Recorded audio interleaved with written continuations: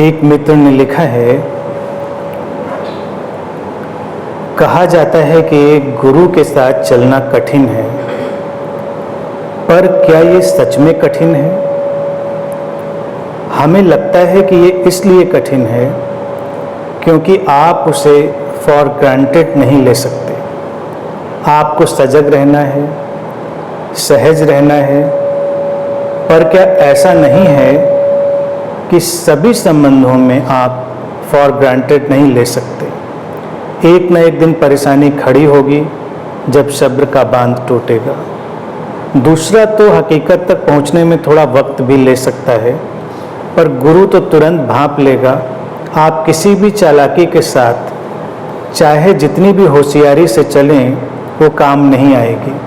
हाँ, आप प्रेम में होंगे तो आपको किसी होशियारी की ज़रूरत ही नहीं है।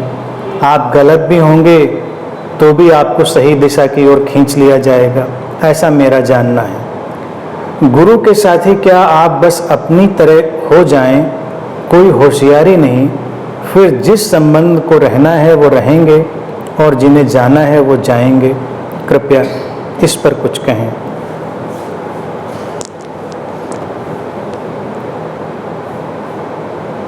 बात बिल्कुल सटीक लिखी है कि किसी भी संबंध को हमको फॉर ग्रांटेड नहीं लेना चाहिए। और चालाकी का सवाल जो है ना, इस विषय को समझना पड़ेगा। लिखा है गुरु तो हमारी चालाकी को भांप लेगा, ऐसा नहीं है। हमारी चालाकी को हमेशा हमसे ज़्यादा चालाक व्यक्ति ही भांपेगा। यानी कि हम जो कर रहे हैं उसको भांपने के लिए उस लाइन ऑफ एक्शन में वो व्यक्ति भी होना चाहिए।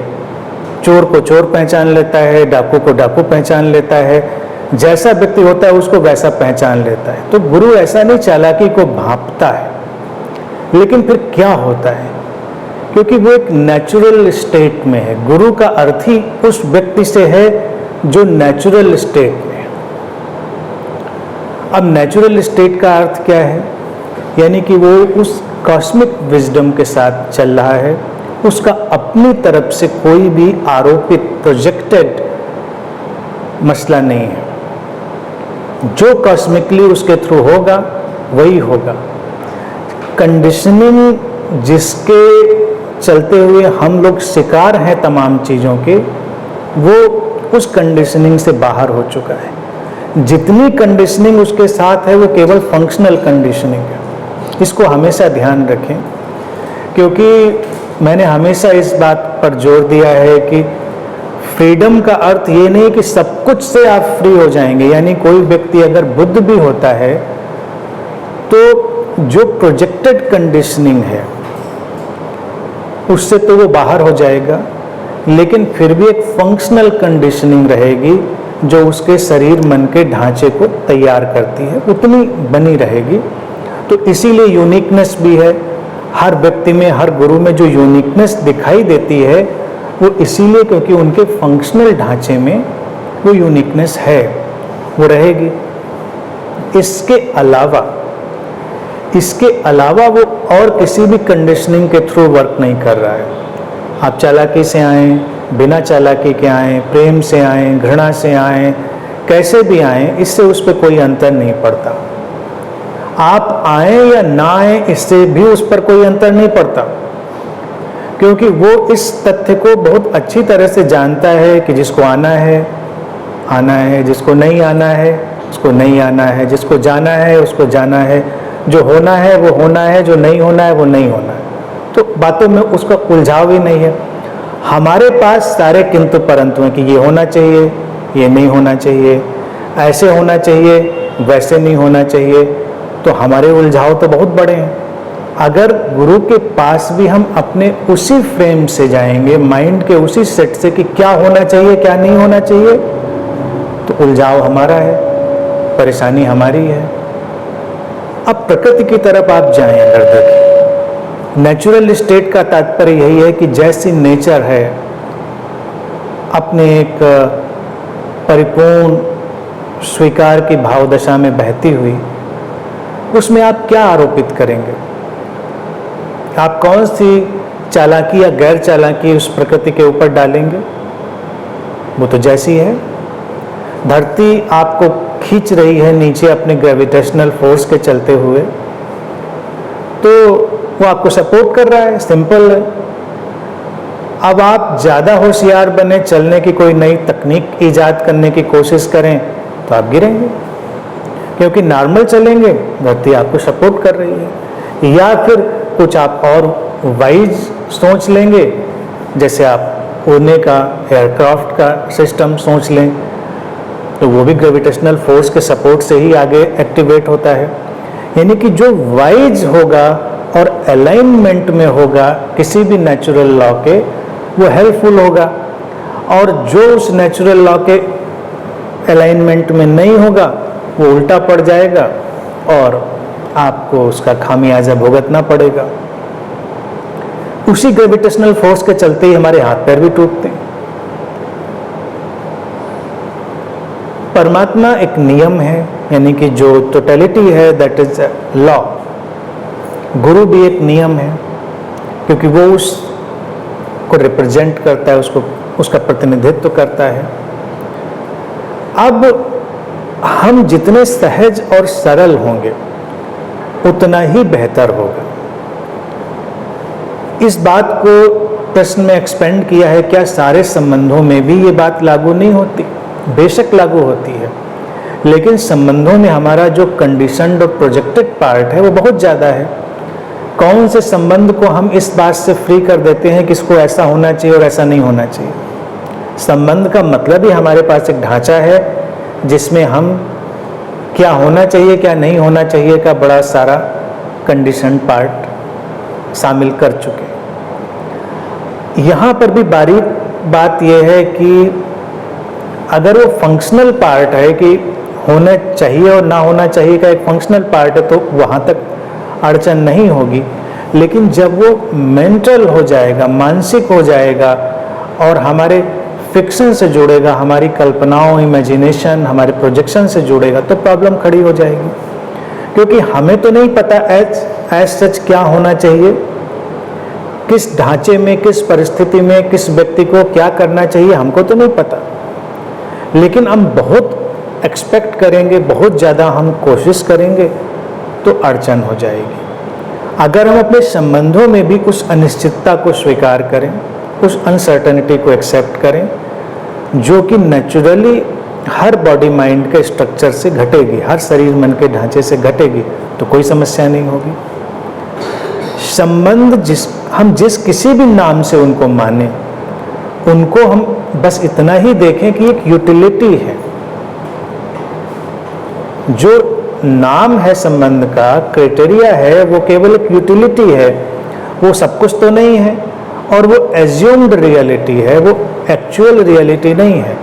एक्चुअल रियलिटी और एज्यूम्ड रियलिटी के फासले हमको परेशान करते हैं। एक्चुअल रियलिटी ये है कि यहाँ पर दो लाइफ फोर्स इंटरेक्ट कर रहे हैं। जब भी किसी संबंध में दो लोग हैं तो वहाँ पर दो लाइफ फोर्स, दो मैनिफेस्टेशन कॉन्शियसनेस के जो शरीर मन से घटे हैं, वो इंटरेक्ट कर रहे हैं और उनका इंटरेक्शन एक यूनिक फॉर्म लेगा, एक अनूठा रूप लेगा। नॉर्मल लाइफ में क्या है कि सारे लोग अपने अपनी कंडीशनिंग के शिकार हैं, तो उनकी उस कंडीशनिंग के चलते हुए उसके जो उलझाव हैं और जो सुलझाव हैं वो भी वैसे ही बने रहेंगे।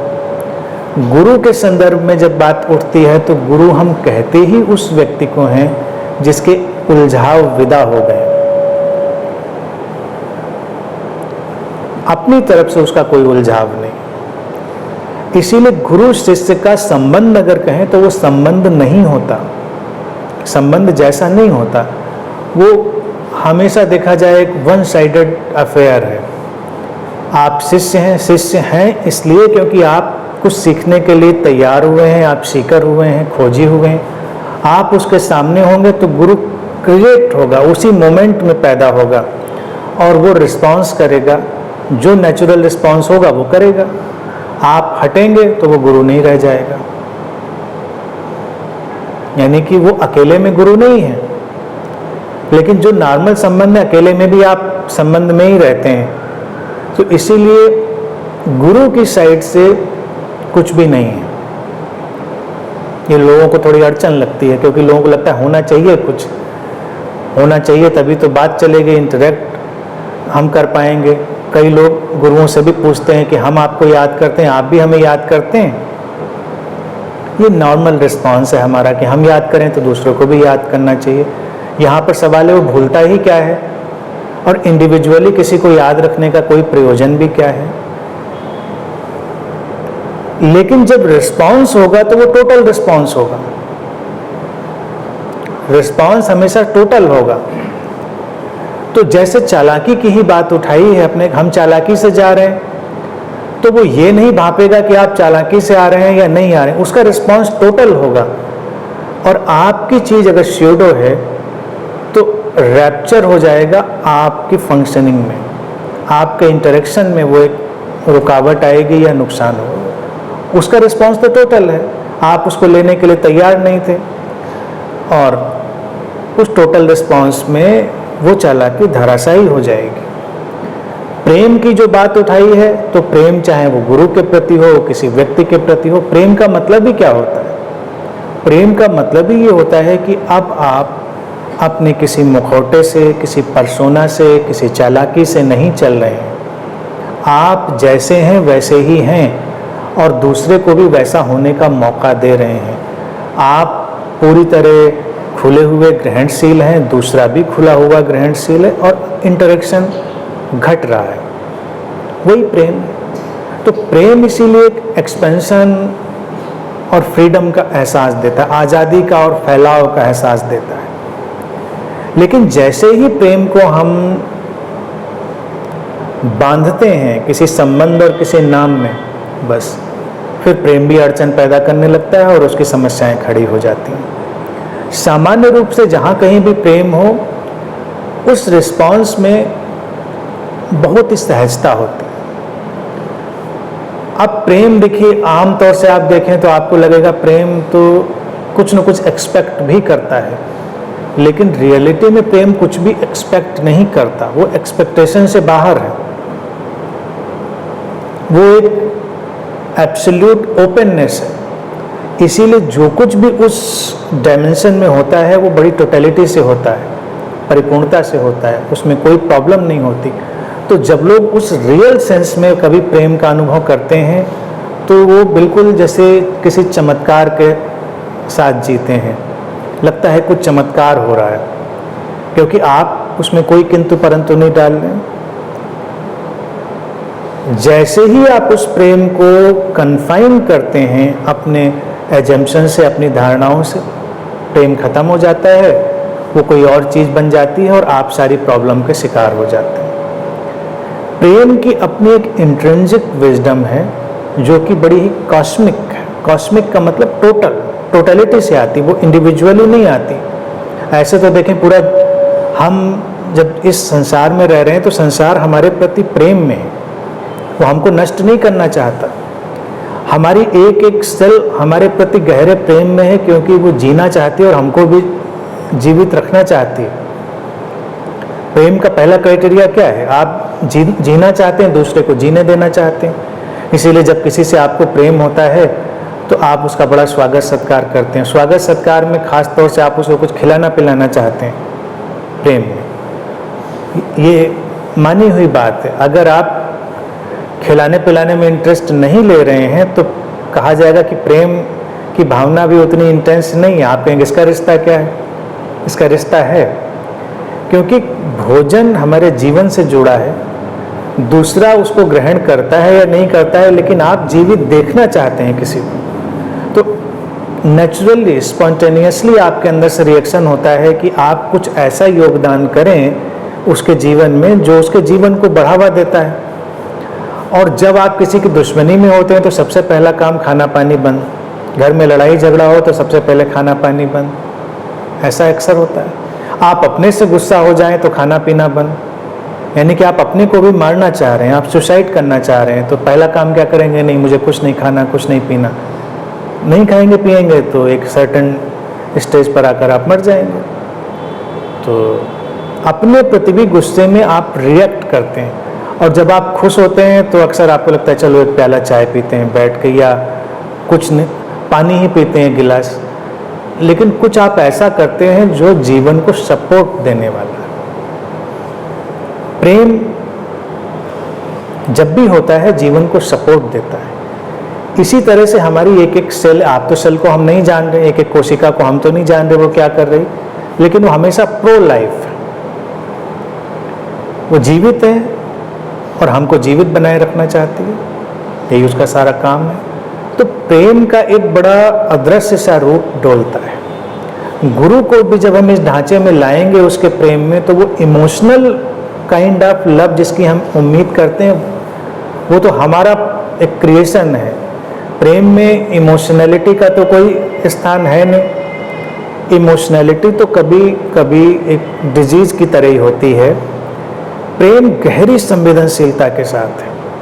तो जब हम अपने एक शरीर की कोशिका के बारे में भी नहीं जानते हैं तो इस विराट अस्तित्व के बारे में भी नहीं जानते हैं। उसने सपोर्ट किया है तभी हम हैं यहाँ पर, ना सपोर्ट किया होता तो हम कहाँ होते। तो यही प्रेम है। तो गुरु का भी सारा जो ढंग और ढांचा है, जब उसके पास आप आएंगे और गहरे प्रेम से भरेंगे तो उसकी पूरी बीइंग आपको सपोर्ट करेगी। आप उस इल्यूमिनेशन में, उस एनलाइटनमेंट की तरफ खींच लिए जाएंगे। क्योंकि गुरु के साथ एक घटना और भी घटने लगती है। धरती में जैसे हमने ग्रेविटेशनल पुल की बात करी, और गुरु की घटना जब कहीं होगी तो उसमें एक लेविटेशनल पुल भी होगा। आप ऊपर खींचे जाएंगे, ऊर्ध्वगामी यात्रा। अब ऊपर खींचे जाने का मतलब नहीं कहीं ऊपर आसमान में, ऊपर खींचे जाने का मतलब जो भी चीज़ें हमको बांध के रख रही हैं, हमारे विचार, भावना, हमारे आइडियाज़, हमारे कंडीशनिंग, उन सब से हम मुक्त होने का एक रास्ता ढूंढने लगेंगे। जैसे सूरज आसमान में उगता है तो वो सारी चीज़ों पर एक लेविटेशनल पुल भी डाल रहा है। पानी भाप बन के ऊपर उड़ रहा है। अब वो उड़ा थोड़ी रहा है, एक एक पानी को देख करके किस किस पानी को हमको भाप बनाना है, और सब कुछ हमारे अंदर से खींचा जा रहा है। खासतौर से पानी को तो हम देख ही रहे हैं, गर्मी बढ़ेगी वो एवेपोरेट होने लगेगा। तो इसी तरह से जो प्रश्न है उसकी बात अगर हम सार रूप में, स्पष्ट रूप से कहें कि गुरु की प्रेजेंस में गुरु स्पेसिफिकली कुछ करता हुआ नहीं दिखाई देगा, लेकिन उसकी प्रेजेंस में बहुत कुछ होगा। जैसे सूरज के उगने से बहुत कुछ होता है, हवाओं के चलने से बहुत कुछ होता है। उसका कोई पिन पॉइंट फोकस नहीं है कि ये होना चाहिए, जो होना है वो होगा। अब धूप निकली है, आप उसमें जो भी यूज करना चाहें उसका करें, उसी के परिणाम होंगे। कई चीज़ें ऐसी हो सकती हैं जो धूप में डिस्ट्रॉय हो जाएं, कई चीज़ें ऐसी हो सकती हैं जो उसमें और ज़्यादा ठीक हो जाएं। तो जब एक ऐसी प्रेजेंस होती है जिसको हम गुरु कहते हैं, आप चालाकी, मैनिपुलेशन ऐसी चीज़ों में होंगे तो बहुत कुछ ऐसा होगा जो डिस्ट्रॉय हो जाएगा, और आप प्रेम सहजता में होंगे तो बहुत कुछ ऐसा होगा जो अपलिफ्ट हो जाएगा, जिसमें फ्लावरिंग हो जाएगी, खिलावट हो जाएगी। तो हमारे ऊपर डिपेंड करता है। लेकिन गुरु कोई एनालिसिस नहीं करता, कोई आकलन नहीं करता, हमको किसी को देखकर वो कोई अनुमान नहीं लगाता कि आप क्या हैं क्या नहीं हैं, आप कुछ भी हों। इसीलिए रियल सेंस में जब ये प्रेजेंस होती है थोड़ी लोगों को डराती भी है। डराती क्यों है? डराती इसलिए क्योंकि संसार में हम आदी हैं इस बात के कि हम अपने स्टेटस, अपनी पोजीशन, अपनी जो भी स्थिति है उसके थ्रू जाते हैं और हमको वैसा रिस्पांस मिलता है। हमारा कम स्टेटस है तो कम मिलता है, ज़्यादा है तो ज़्यादा, हम ज़्यादा इंटेलिजेंट हैं, मतलब एनीवे आप कुछ भी हों, लेकिन वर्ल्डली सेंस में आपको रिस्पांस वैसे ही मिलते हैं। आम सिनेरियो भी जो गुरुओं का है, आप जाएं तो वहाँ भी वही आपको देखने को मिलेगा, वीआईपी, वीवीआईपी और सब मामले। और लेकिन जहाँ रियल प्रेजेंस गुरु की होगी तो एकदम से आप न्यूट्रलाइज हो जाएंगे। आप कौन हैं, क्या हैं, ये बात मायने ही नहीं रखती। आपका इनर स्ट्रक्चर क्या है, बस इतनी ही बात मायने रखती है। और वो प्रेजेंस आपके आउटर स्ट्रक्चर की एनालिसिस में नहीं है, वो इनर स्ट्रक्चर के डायरेक्ट रिस्पांस में है, जो रिस्पांस इंडिविजुअल ना होकर कॉस्मिक होता है, थ्रू दैट बॉडी माइंड होता है, वो शरीर मन से होता है और बस होता है। इसलिए बात बिल्कुल सीधी साफ है, हम अपने कंडीशनिंग को जैसा कल्टीवेट कर चुके होंगे, हम वैसे परिणामों को अनुभव करेंगे।